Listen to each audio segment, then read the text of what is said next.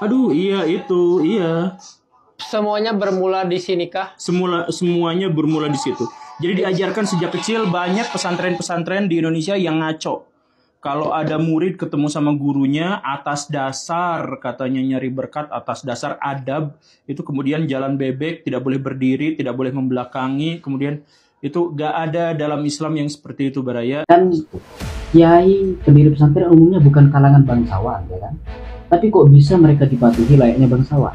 Nah, masa mereka mengindoktrinasi masyarakat, sementara masyarakat kan berakal sehat dan mungkin langsung manut-manut sama mereka. Nah, kalau yang aku alami enggak sih. Enggak kan? Enggak ada yang namanya kamu harus gini, mau gitu, apa ya, enggak, kan? Harus menghormati, harus tunduk kan, enggak sih. Nah, kok bisa muncul kayak gitu?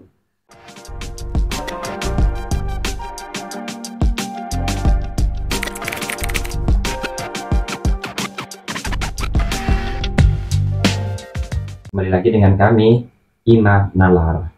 Salam sejahtera bagi kita semua. Oke, pada kesempatan kali ini seperti biasa ya, kita akan ngobrol-ngobrol santai. Tapi pada kali ini kita akan membahas tentang pesantren feudalisme. Nah, dikarenakan banyak di media, entah itu TikTok, IG, YouTube atau macam-macamnya, itu banyak yang membahas itu. Nah, dampaknya apa? Banyak jadi netizen itu yang pro dan kontra. Nah, di situ karena ya kita ketahui ya, setiap orang itu mempunyai pemikiran tersendiri begitu. Nah, ini kayaknya cocok untuk kita obrolkan di sini ya. Nah, oke, tanpa basa-basi ya, mungkin langsung aja nanti Mas Aldi ya yang akan memaparkan pertama itu apa sih yang dikatakan feudalisme itu sendiri. Oke. Persilakan Mas Aldi. Jadi ya memang cukup viral sih dari kemarinnya dan mungkin sampai sekarang juga. Dan ini tema yang akan relevan sampai waktu yang sangat panjang tentang karakter feodal di dalam pesantren. Jadi yang harus kita perjelas dulu makna feodalisme. Ya, betul itu. Apa itu feodal? Feudal kalau dalam tulisan Inggrisnya. Sebenarnya feodal itu lebih ke sistem kepemilikan tanah oleh segelintir orang yang kemudian memberi pengaruh terhadap tatanan sosial bahkan juga politik. Oke. Jadi sebenarnya kalau kita mau berbicara feodal dalam pengertian yang lurus, yang tepat sasaran dan benar, feodal itu diarahkan ke kalangan bangsawan, terutama di era dulu, di era kerajaan, keraton. Di Eropa juga terjadi begitu. Kan sebenarnya feodal itu pertama kali konsep yang muncul dari hazanah pemikiran Eropa. Oke, Barat berarti ya? Barat. Karena dulu Barat sebelum munculnya modernitas itu juga bersifat kerajaan. Cuma munculnya ide demokrasi memunculkan tatanan baru yang disebut dengan monarki konstitusional. Dan di Barat, meskipun Barat terkenal demokratis, politiknya itu nggak sepenuhnya demokratis, tapi kebanyakan monarki konstitusional. Nah, hal yang sama juga terjadi di Indonesia. Jadi sebenarnya kata feodal itu lebih cocoknya diarahkan ke kaum bangsawan, bukan ke pesantren. Ya, pemerintahan itu ya? Ke pemerintahan. Nah, dengan kata kunci apa? Kepemilikan tanah yang dikuasai segelintir orang alias bangsawan, yang kemudian menentukan tatanan sosial dan politik. Dan terutama di dalam feodalisme ada pengkastaan, ada kasta. Gimana tuh? Ya, kaum bangsawan itu gampangnya mereka surplus hak defisit kewajiban. Mereka punya hak yang lebih besar dibanding masyarakat. Sementara masyarakat punya kewajiban yang cenderung lebih banyak. Yang secara umum kewajibannya adalah cenderung manut-manut terhadap apa yang diputuskan oleh kalangan bangsawan. Itu manut-manutnya itu ada kesukarelaan apa terpaksaan? Itu penting juga kita petakan untuk membaca pesantren nanti ya. Iya. Jadi secara umum begini, Khalid M. Abdul Fadl. Jadi kalau kita ingin membicarakan realita, kita mutlak butuh perkakas teoritis supaya kita tidak salah paham. Gitu. Pertama yang harus kita jelaskan tentang otoritas itu sendiri, kewenangan. Nah, secara umum kewenangan ada dua gini, guys. Yang pertama, kata Abdul Fadl itu di bukunya Speaking in God Name, Islamic Law, Woman in Authority. Dia menyebutkan begini, otoritas ada dua, ada otoritas koersif, ada otoritas persuasif. Otoritas koersif itu otoritas yang sifatnya memaksa, dan secara umum ini ada di politik. Ada aturan, ada undang-undang, ada Sistem lah gitu ya. ya, ada sistem harus dipatuhi. Kalau nggak dipatuhi ada sanksi. Itu koersif. Nah, apa yang terjadi di lingkungan feodal sebenarnya koersif. Karena itu mengacunya ke politik. Dengan kata kunci kepemilikan tanah, artinya ranah ekonomi. Ekonomi. Jadi dalam feodalisme ada 3 aspek sekaligus, ada ekonomi, ada sosial, ada politik. Oke, tapi kan beda ya antara feodalisme dan kapitalisme. Beda, beda. Ya, soalnya kan sama-sama ekonomi gitu kan. Sama. Kalau bicara ekonomi. Nanti bisa kita bahas tentang persamaan dan perbedaannya. Nah, kalau jadi otoritas koersif, otoritas yang sifatnya memaksa. Kemudian ada otoritas persuasif, otoritas yang sifatnya berangkat atas dasar sukarela. Mengapa?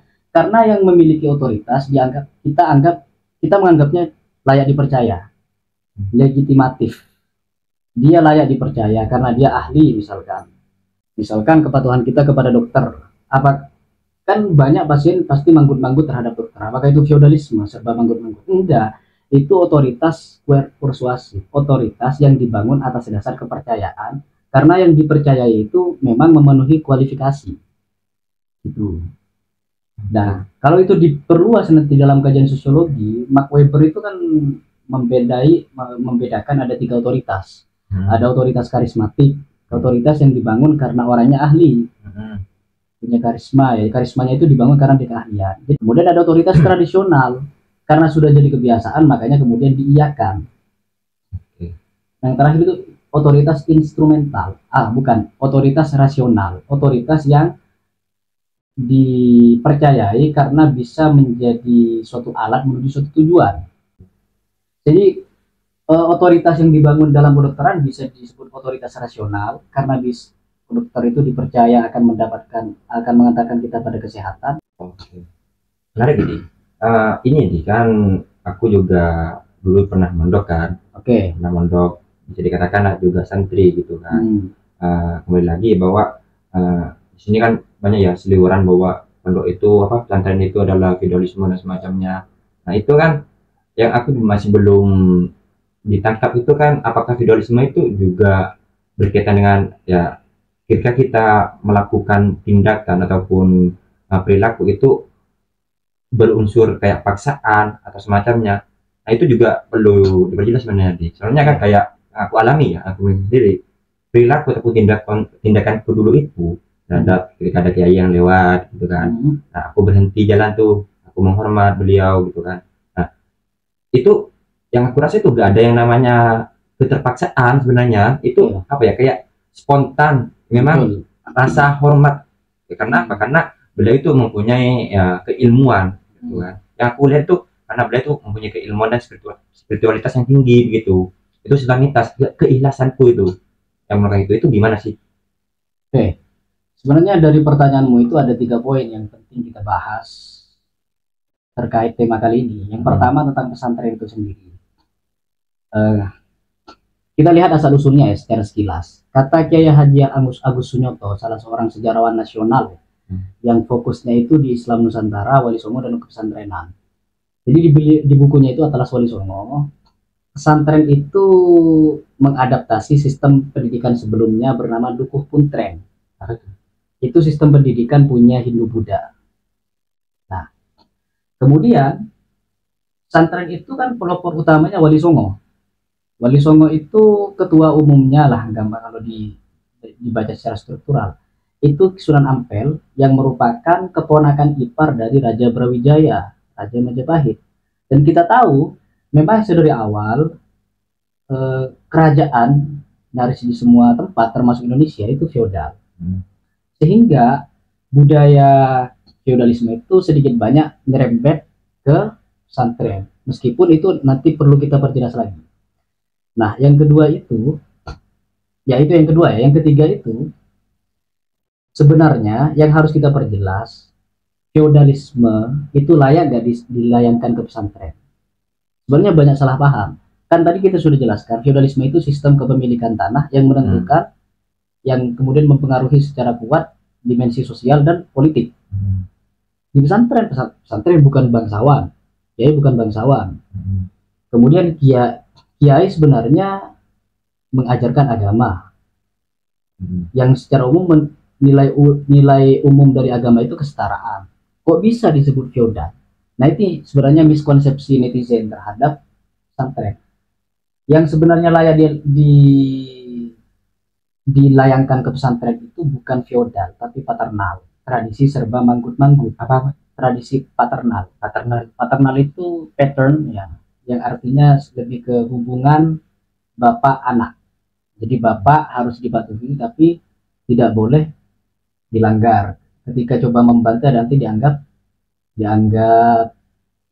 apa namanya, dianggap lancang, bangkang, bahkan mungkin bisa dosa dan sebagainya. Oke. Berarti kayak hubungan antara bapak dan anak gitu kan? Iya, Anggaplah orang tua gitu ya, orang Iya. tua dan anak. orang tua. Iya sih.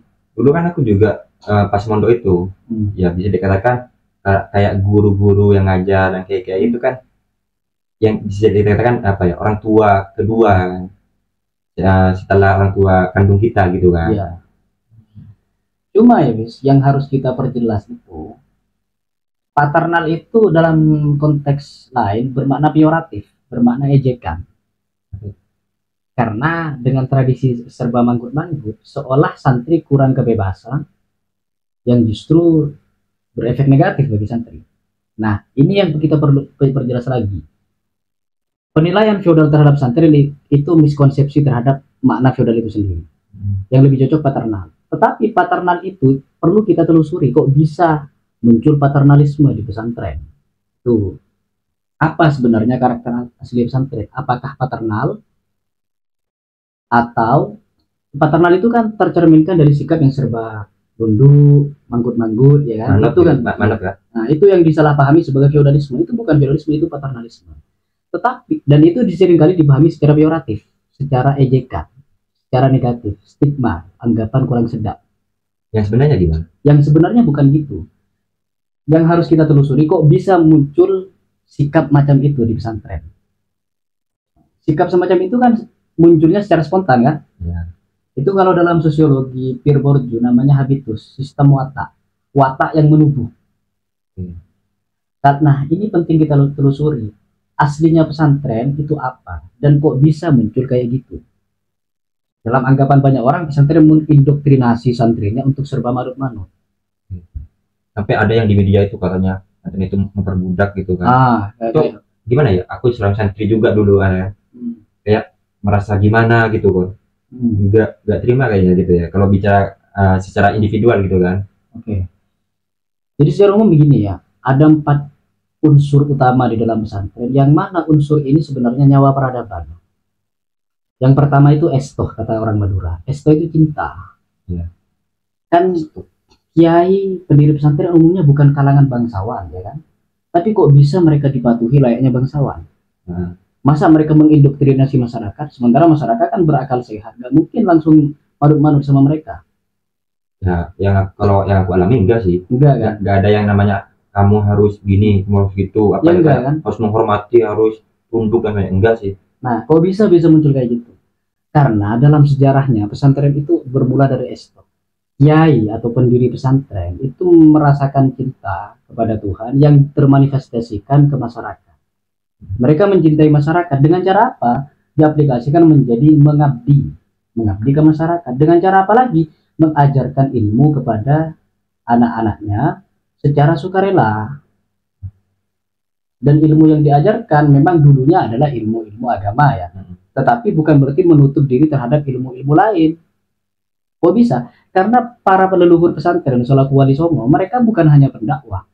Di dalam buku Atlas Wali Songo disebutkan misalkan, mereka bergerak secara multisektoral. Sunan Kalijaga misalkan bukan hanya pendakwah tapi juga sastrawan. Beliau menggubah serat Dewa Ruci. Beliau juga desainer kayak Blangkon dan sebagainya, itu kan banyak efek kontribusinya dari Sunan Kalijaga. Baju-baju adat Jawa yang sekarang gitu.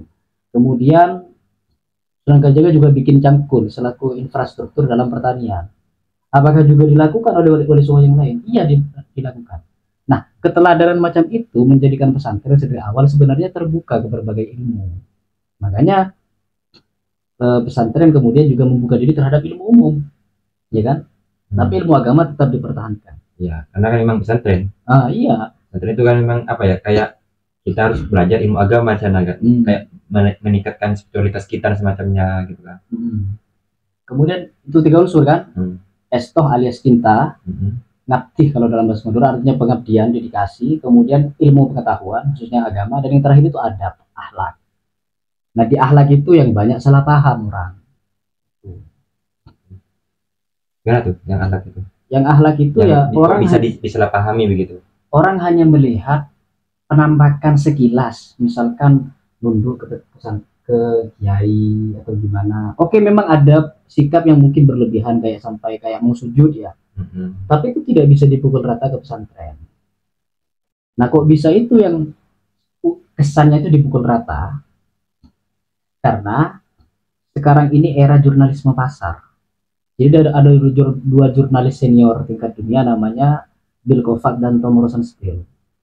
Mereka pernah bilang bahwa jurnalisme yang sekarang ini terjadi itu jurnalisme pasar. Kayak gimana jurnalisme pasar? Ada berita, ada fenomena yang potensi viral, itu langsung diberitakan, sementara verifikasinya kurang.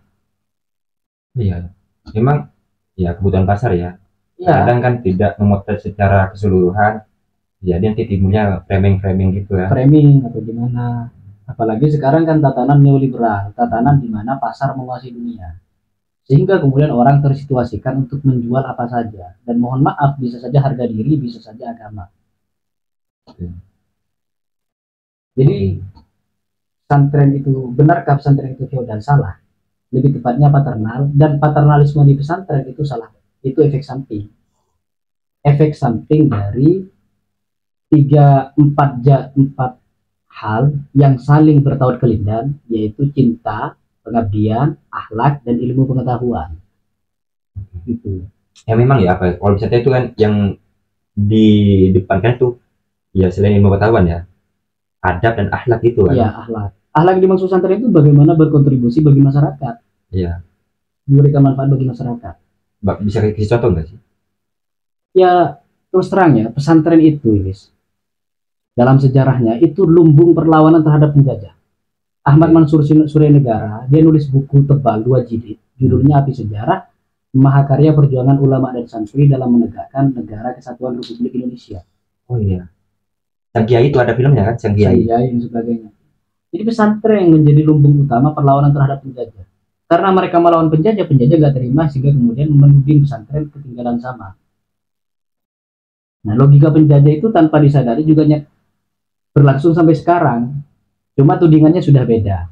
Kalau dulu ketinggalan zaman, kalau sekarang feodal. Gitu. Oke, gitu itu. Berarti ya intinya ya, misal kalau nggak ada yang namanya unsur paksaan ketika kita melakukan tindakan ataupun perilaku, itu bisa dikatakan sudah bukan feodal lagi ya. Bukan feodal dan bukan pula paternal.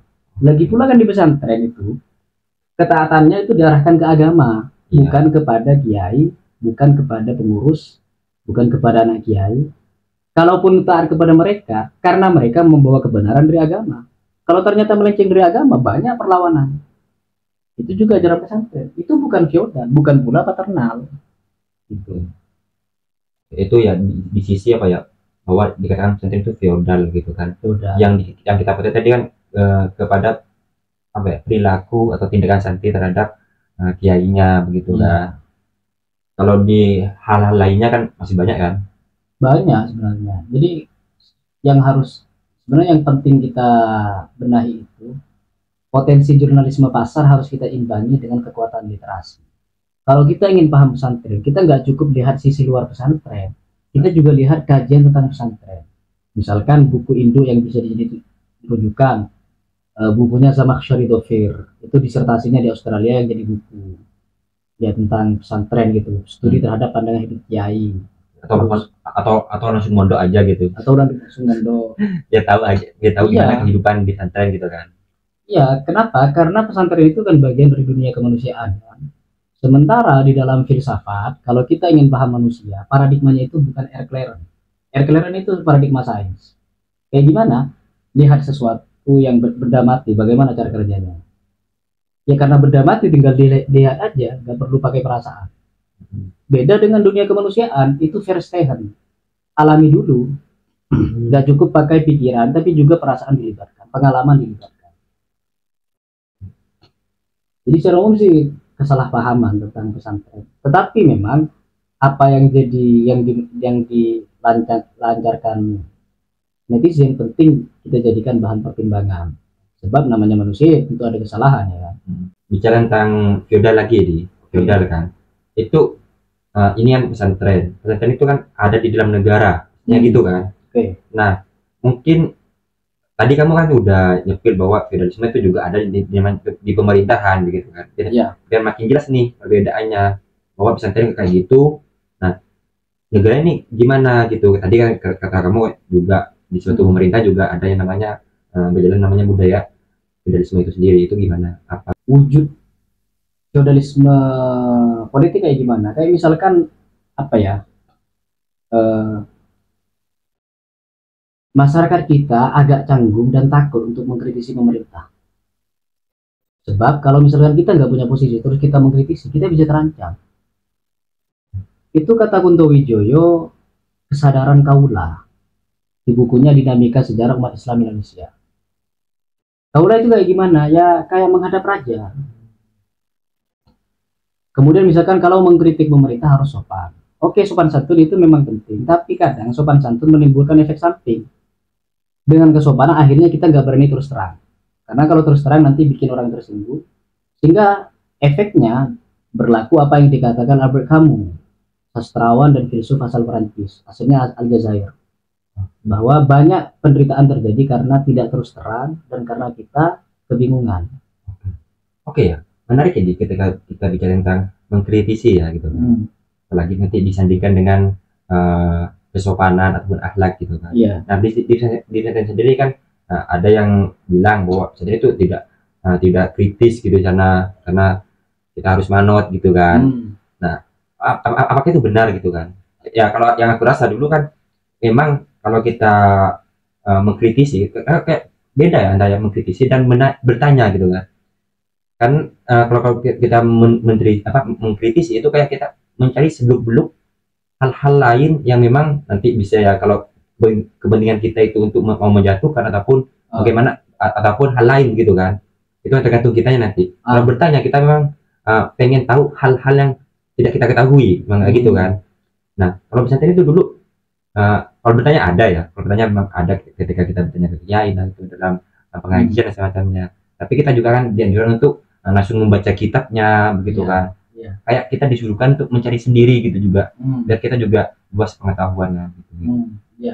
Itu gimana? Ada yang juga merespon tidak kritis dan macamnya. Apakah ketika kita membaca kita tidak kritis gitu kan? Sedangkan yang aku ketahui ya, kalau kita nggak membaca itu baru nanti kita nggak kritis. Kalau kita membaca kan kita juga mempunyai pengetahuan yang luas juga akhirnya. Paternalisme ya, yang lebih cocok pesantren itu disederhanakannya paternalisme, bukan feodalisme. Kenapa? Karena feodalisme sudah saya sebutkan kepemilikan tanah yang mempengaruhi sistem sosial dan politik. Kalau paternalisme tradisi manggut-manggut. Nah, di pesantren itu kan sudah awal pendidikan keagamaan.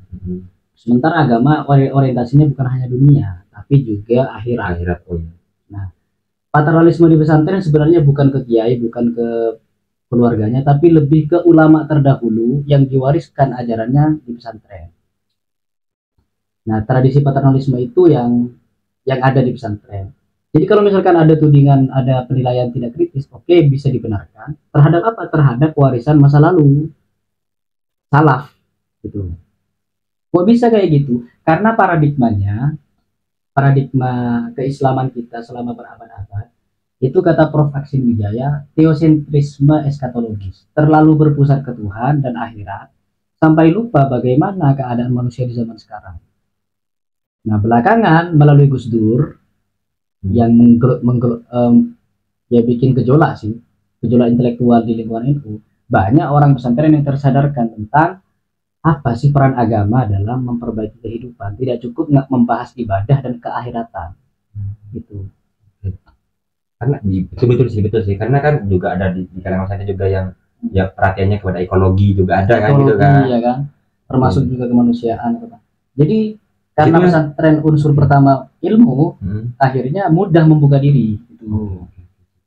Oke, ya mungkin itu ya sebatas obrolan kita ya terkait tentang pesantren feudalisme gitu kan, di mana kata orang itu banyak berseliweran antara pro dan kontra itu kan. Oke, berarti intinya gini ya, kalau gak ada yang namanya unsur paksaan di dalam satu tindakan semacam itu, ketika itu memang sukarelawan, itu ya gak apa-apa gitu kan. Iya, itu lebih ke otoritas persuasif. Karena kan kalau yang aku pahami ya, kalau budak itu sendiri kan kita harus dipaksa kan, kalau budak itu kan. Apalagi yang kalau budak itu kan kayak ada yang namanya diperjualbelikan gitu kan, manusia diperjualbelikan gitu kan. Dan kan ya kalau saya sendiri dulu di pesantren itu kan gak ada unsur paksaan. Ya apa ya, memang sukarelawan dan ikhlas begitu kan. Iya. Untuk melakukan tindakan apa saja begitu. Oke. Karena itu kan juga ya aku sadar itu berangkat dari pengetahuan yang aku endap gitu kan. Iya. Oke, Di, terima kasih Di atas obrolannya gitu kan. Oke, mungkin itu ya teman-teman tentang pembahasan kali ini perihal pesantren feodal gitu kan. Akhir kata dari kami, salam iman Dan nalar.